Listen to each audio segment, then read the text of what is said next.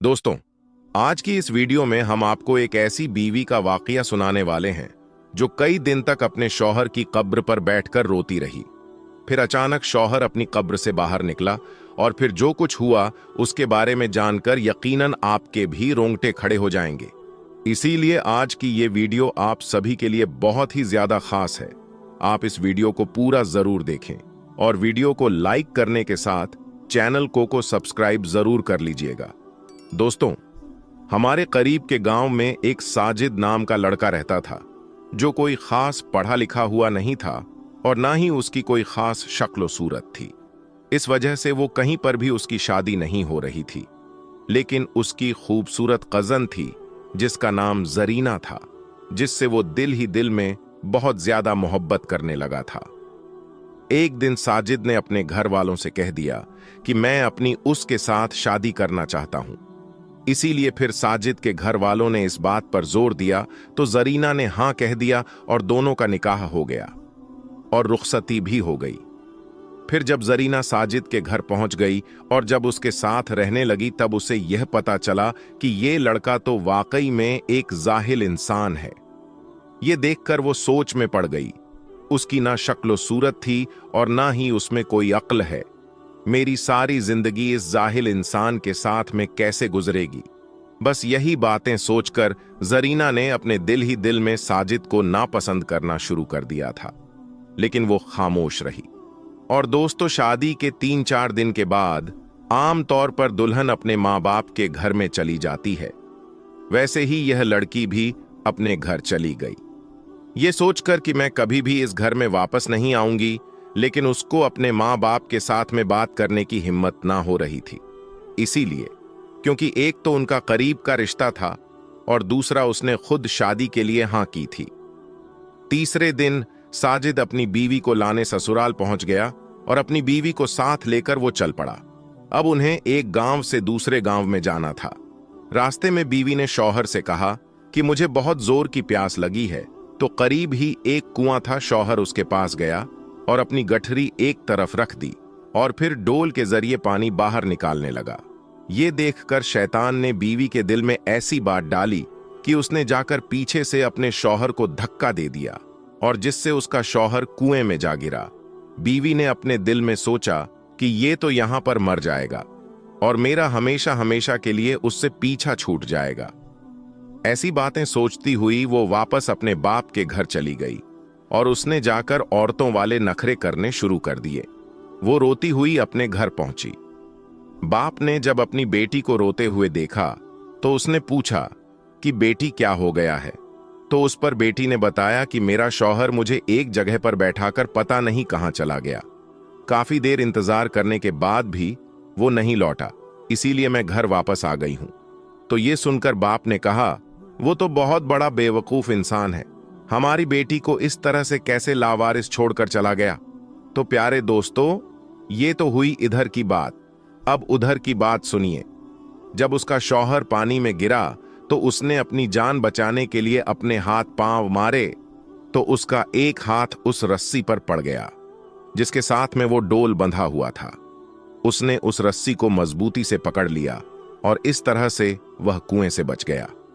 थोड़ी देर बाद उसने हिम्मत की और आहिस्ता आहिस्ता उस रस्सी के सहारे ऊपर चढ़ता हुआ कुएं से बाहर निकल गया। बाहर आकर वो सोचने लगा कि आखिर मेरी बीवी मेरे साथ ऐसा कैसे कर सकती है, उसने मेरे साथ ऐसा क्यों किया होगा। मगर कोई बात नहीं, मैं दोबारा उसे लेने जाता हूं, शायद वो बदल जाए। दोस्तों, बस यही बातें सोचकर वो दोबारा अपने ससुराल चला गया। जैसे ही वो ससुराल के घर में दाखिल हुआ तो लड़की के माँ बाप ने उसे बहुत खड़ी खोटी सुनाई। कहने लगे, तू ऐसा बेअक्ल इंसान है कि हमारी बेटी को अकेला छोड़कर वहां से चला गया। तू तो बड़ा ही बेवकूफ लापरवाह इंसान है, हमारी बेटी को अगर कुछ हो जाता तो। इस तरह से उसने जो कुछ कहा उसने खामोशी से सुना। फिर आखिर में सिर्फ इतना ही कहा, मुझसे बहुत बड़ी गलती हो गई है, अब आगे ऐसा नहीं होगा, आप अपनी लड़की को मेरे साथ भेज दें। जब लड़की के माँ बाप ने देखा कि इस बात पर वो बहुत ज्यादा शर्मिंदा हो रहा है, तो फिर उन्होंने अपनी बेटी से कहा, कोई बात नहीं बेटी, अब तुम उसके साथ में चली जाओ, अब ये ऐसा नहीं करेगा। अब उसकी बीवी फिर से उसके साथ तो चल पड़ी, लेकिन उसके दिल में एक बात बार बार आ रही थी और वो सोचने लगी कि अगर ये अनपढ़ है, बेअक्ल है, उसकी शक्ल सूरत अच्छी नहीं है, पर उसने मेरे माँ बाप के सामने मेरी ऐब को छुपाया, उसका दिल बहुत बड़ा है। अगर आज ये मेरे माँ बाप के सामने मेरी हरकतें खोल देता तो मैं अपने माँ बाप को मुंह दिखाने के काबिल नहीं रहती। बस इस बात से बीवी के दिल में ऐसी मोहब्बत पैदा हुई कि वो अपने के पर बहुत ही ज्यादा शर्मिंदा हुई। उसने सच्चे दिल से अपने शौहर को अपना भी लिया। शौहर ने देखा कि उसकी बीवी अपने किए पर बहुत ज्यादा शर्मिंदा है और वाकई में उसमें काफी तब्दीली भी आ गई थी। इसी वजह से फिर अपनी बीवी के सामने उसने ये बात कभी दोबारा नहीं की। खैर, उसके बाद उन दोनों मियाँ बीवी में बेपनाह मोहब्बत ने जन्म ले लिया, और मोहब्बत भी ऐसी कि उन दोनों एक दूसरे के बगैर सांस भी नहीं लेते थे। फिर ऐसे करते करते कब 5 साल का वक्त गुजर गया कि दोनों को एहसास तक ना हुआ। बस अब दोनों की जिंदगी में अगर किसी बात की कमी थी तो वो थी औलाद की कमी। दोनों को नेक औलाद की ख्वाहिश थी, मगर हर कोशिश के बाद अल्लाह तबारक व ताला ने उनको औलाद से नहीं नवाजा। फिर एक दिन अल्लाह तबारक व ताला ने उनकी ये दुआ भी सुन ली। दोनों मियाँ बीवी के लिए वो बेहद ही खुशी का दिन था। जब बीवी को मालूम हुआ कि वहम है तो उसको ऐसा लगा कि जैसे उसकी जिंदगी मुकम्मल हो गई हो। लेकिन दोस्तों, अल्लाह तबारक व ताला को शायद कुछ और ही मंजूर था। 6 महीने के बाद एक हादसे में अचानक साजिद का इंतकाल हो गया। शौहर की अचानक मौत से बीवी को गहरा सदमा लगा और उसका रो रो कर बुरा हाल हो गया। उसकी तो पूरी जिंदगी ही उजड़ चुकी थी। उसको ऐसा लगने लगा था कि जैसे वो अब जी नहीं पाएगी। लेकिन उसके जीने की आस उसकी कोख में पलने वाला वो बच्चा था। अब उसको अपने उस बच्चे के लिए जीना ही था, क्योंकि बीवी अपने शौहर की आखिरी निशानी को न सिर्फ दुनिया में लाना चाहती थी, बल्कि उसे परवान भी चढ़ाना चाहती थी। शौहर को फिर कब्रिस्तान में दफना दिया गया। ये बीवी रोजाना अपने शौहर के कब्र पर जाती और वहां कुरान पाक की तिलावत करती थी। अब हर रोज कुरान पाक की तिलावत करना और रोना उसका मामूल बन गया था। कोई भी दिन ऐसा नहीं होता जब वो अपने शौहर की कब्र पर ना जाती थी। और इस तरह करते करते पूरे 9 महीने का वक्त बीत गया। तो अब वो वक्त भी आ चुका था जब उसका बच्चा कभी भी इस दुनिया में आ सकता था। एक दिन ऐसा हुआ कि बीवी अपने शौहर की कब्र पर बैठी रो रही थी, तो तभी अचानक से उसे शदीद दर्द होना शुरू हो गया। दर्द इस कदर तेज होने लगा कि वहीं पर अपने शौहर की कब्र के पास में गिर गई और मदद के लिए पुकारने लगी। मगर कब्रिस्तान में दूर दूर तक कोई भी दिखाई नहीं दे रहा था जो उसकी मदद के लिए वहां पर आता। दर्द से उसे ऐसा लग रहा था कि जैसे उसका आखिरी वक्त आ चुका है। उसने अल्लाह तबारक व ताला से मदद के लिए दुआ की, या अल्लाह, मैं अपने शौहर की आखिरी निशानी को इस दुनिया में लाना चाहती हूं। या अल्लाह, तू ही मदद करने वाला है। या अल्लाह, मेरी मदद फरमा। दर्द से तड़पते हुए बीवी को काफी वक्त बीत गया था, मगर वहां पर कोई भी उसकी मदद के लिए नहीं आया था। अब तो दर्द की वजह से उसकी आंखें भी बंद होने लगी थीं। उस पर मौत की कैफियत तारी होने लगी थी कि इतने में अचानक से किसी ने पीछे से आकर उसका हाथ थाम लिया। उसने अपनी रोती हुई आंखों से देखा तो उसके होश उड़ गए। उसने देखा कि उसका हाथ थामने वाला कोई और नहीं, बल्कि उसका शौहर साजिद ही था, जिसे देखकर वो रोने लगी और कहने लगी, साजिद, आप मुझे माफ कर दें। मैं आपकी आखिरी निशानी दुनिया में लाने से पहले ही शायद दुनिया छोड़कर जा रही हूं। शौहर ने प्यार से अपनी बीवी के माथे को सहलाया और फिर उसको उठाकर वहां से चल पड़ा। फिर जब बीवी को होश आया तो उसने देखा कि वो एक सुनसान जगह पर थी और उसे एक बच्चे के रोने की आवाज सुनाई दे रही थी। वो कुछ भी समझ नहीं पा रही थी। फिर उसने अपने शौहर को जोर जोर से पुकारा तो फिर एक औरत उसके पास आई और कहने लगी, मुबारक हो, अल्लाह तबारक व ताला ने आपको बेटे से नवाजा है। जरीना ने फौरन पूछा कि मैं कहां पर हूं तो उस औरत ने बताया कि तुम बहुत बुरी हालत में थी, तुम्हें मेरे पास एक शख्स छोड़कर गया था। मैं इस गांव में दाई का काम करती हूं। अच्छा हुआ ठीक वक्त पर तुम यहां पर आ गई, वरना तुम्हारी और तुम्हारे इस बच्चे की जान भी जा सकती थी। जरीना ने पूछा कि वो शख्स कौन था? तो औरत ने कहा, उसने मुझे कुछ नहीं बताया, बल्कि उसने अपना चेहरा एक चादर से छुपा रखा था, और तुम्हें मेरे हवाले करके पता नहीं वो शख्स कहां चला गया। प्यारे दोस्तों, वो अजनबी शख्स कौन था? उसका शौहर था या फिर कोई और? जरीना आज तक इस बात को समझ नहीं पाई। लेकिन हां, जो भी था वो अल्लाह की तरफ से गैबी मदद थी। उसने अपने बेटे को देखा और फिर सीने से लगाकर फूट फूट कर रोने लगी और अल्लाह का शुक्र अदा करने लगी।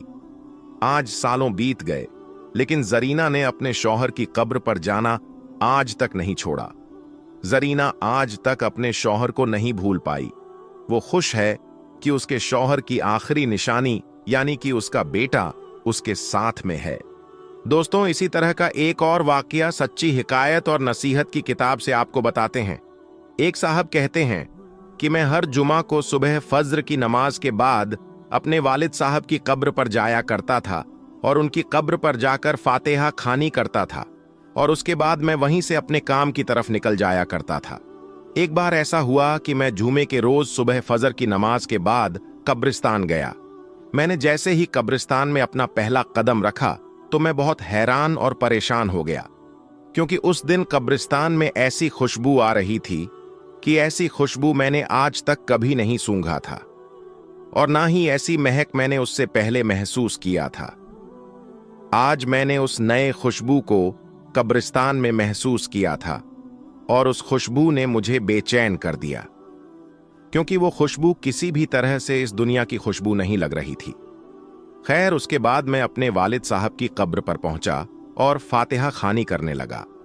उसके बाद मैंने देखा कि मेरे वालिद साहब की कब्र के फासले पर एक नई कब्र बनी हुई है। उस पर ताजा फूल और नई चादर रखी हुई है। उससे अंदाजा लगाना मुश्किल नहीं था कि यह कब्र 2 या 3 दिन पहले ही तैयार की गई है। उसके बाद जब मैं वालिद साहब के कब्र से फारिग हुआ तो मैं वापस जाने लगा। फिर मैंने सोचा कि क्यों ना इस नई कब्र पर भी दुआएं मगफिरत मांग लूं। ये सोचकर मैं उस नई कब्र की तरफ चल पड़ा और वहां जाकर मगफिरत की दुआ मांगने लगा। दुआ के दौरान मैंने महसूस किया कि जो खुशबू मैंने कब्रिस्तान में दाखिल होते वक्त महसूस किया था, वो खुशबू इस कब्र से आ रही थी। फिर मैंने उस कब्र की मिट्टी को मुट्ठी में भरा तो उस मिट्टी को छूते ही मैं एकदम से हैरान हो गया, क्योंकि उस कब्र की मिट्टी बहुत ठंडी थी, जैसे नम हो, लेकिन वो मिट्टी खुश्क थी, यानी कि सूखी थी। इसलिए मैं इस बात को देखकर भी हैरान हुआ कि इस कब्र की मिट्टी कितनी ठंडी और नम है। उसके बाद मैंने अपनी हैरत को अपने पास रखा और उस मिट्टी को वापस उसी कब्र में डाल दिया और अपने हाथ झाड़ते हुए वहां से चल पड़ा और वहीं से अपनी दुकान पर चला गया और दुकान खोलकर बैठ गया। उसके बाद मेरी दुकान पर जब पहला ग्राहक आया और उसने जो सामान मुझसे मांगा, मैंने उसे वो सामान दे दिया। जैसे ही मैंने उसे सामान दिया तब वो कहने लगा कि भाई, आज तो खुशबू बड़ी कमाल की लगाए हुए हो। उसकी बात सुनकर मैं हैरान हुआ कि भाई, कैसी खुशबू? मैंने तो कोई खुशबू नहीं लगाई है, मेरे हाथों पर तो मिट्टी लगी हुई है, देखो।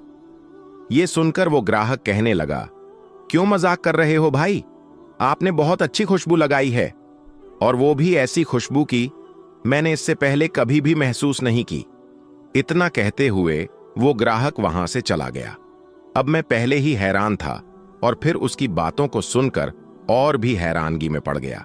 सोचते सोचते जब मैं अपने हाथ को अपने नाक के करीब ले गया तो मैंने महसूस किया कि वही खुशबू है जो मेरे हाथों से आ रही है।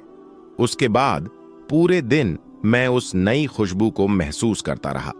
उसके बाद मैंने कई बार अपने हाथ भी धोए थे, मगर वो खुशबू मेरे हाथों में वैसे के वैसे ही रह गई। उसके बाद अगले दिन यानी हफ्ते के बाद मैं ना चाहते हुए भी कब्रिस्तान की तरफ चल पड़ा और अपने वालिद साहब की कब्र पर दुआएं मगफिरत करने के बाद उस नई कब्र की तरफ चला गया, ये सोचकर कि ये नई कब्र किसकी होगी। आखिर कौन है उस कब्र के अंदर जो इतना नेक है? आखिर उसने ऐसा कौन सा अमल किया होगा जो उसकी कब्र इतनी ठंडी और खुशबूदार है?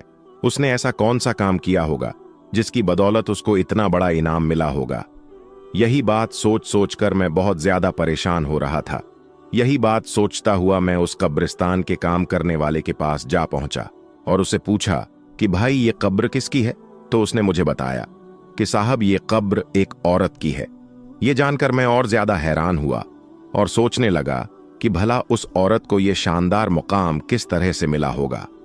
उसके बाद अगले दिन इतवार का था। देर तक सोने की आदत होने के बावजूद भी मैं सुबह फज्र की नमाज के वक्त उठ गया और सीधा कब्रिस्तान की तरफ रवाना हो गया। जैसे ही मैं कब्रिस्तान के अंदर दाखिल हुआ तो मैंने क्या देखा कि उसी औरत की कब्र पर एक बुजुर्ग आदमी कुरान पाक की तिलावत कर रहा है। फिर मैं अपने वालिद साहब की कब्र पर गया और दुआएं मगफिरत करने के बाद मैंने उस आदमी की तरफ देखा। वो बुजुर्ग आदमी भी उस नई कब्र पर दुआ कर रहा था। जब वो आदमी दुआ से फारिग हुआ तो मैंने देखा कि उसकी आंखों से मोटे मोटे आंसू गिर रहे थे। वो सिसक सिसक कर रो रहा था और बिलख रहा था। मैंने ये सोचा कि इस आदमी को इस कब्र में सोने वाली औरत से बहुत ज्यादा मोहब्बत रही होगी, तभी तो ये उसकी जुदाई को बर्दाश्त नहीं कर रहा है। उसकी जुदाई के गम में सिसक सिसक कर रो रहा है। मैंने देखा कि वो बुजुर्ग आदमी दुआ से फारिग होकर वहां से जाने लगा। जैसे ही वो वहां से जाने लगा तो मैंने उसको आवाज लगाई कि जनाब एक बात सुनिए, बस थोड़ी देर के लिए आप मेरी बात को सुन लीजिए। मैं माफी चाहता हूं मैंने आपको तकलीफ दी, मगर मैं आपसे एक बात पूछना चाहता हूं। अगर आप बुरा ना माने तो मैं आपसे पूछ लूं? तो बुजुर्ग कहने लगे कि इसमें बुरा मानने वाली कौन सी बात है, पूछिए आप क्या पूछना चाहते हैं। उन्होंने निहायती अदब और मोहब्बत के साथ जवाब दिया। मैंने कहा, जी शुक्रिया आपका। मैंने कहा कि अभी आप जिस कब्र पर दुआ मांग रहे थे, ये कब्र किसकी है? अगर आप मुनासिब समझे तो बता दीजिए। तो वो बुजुर्ग कहने लगे, जी आप ये क्यों पूछ रहे हैं? तो मैंने कहा कि दरअसल इस कब्र से आने वाली खुशबू ने मुझे बेचैन कर दिया है। इस कब्र की ऐसी खुशबू मैंने आज तक कहीं पर भी दूसरी ओर महसूस नहीं की। मुझे ये खुशबू इस दुनिया की नहीं लगती है। मैं आपसे ये कहना चाहता हूं कि साहिब कब्र में ऐसा कौन सा अमल किया है जिसकी वजह से ये मकान मिला है कि उसकी कब्र बहुत ही ठंडी और खुशबूदार है।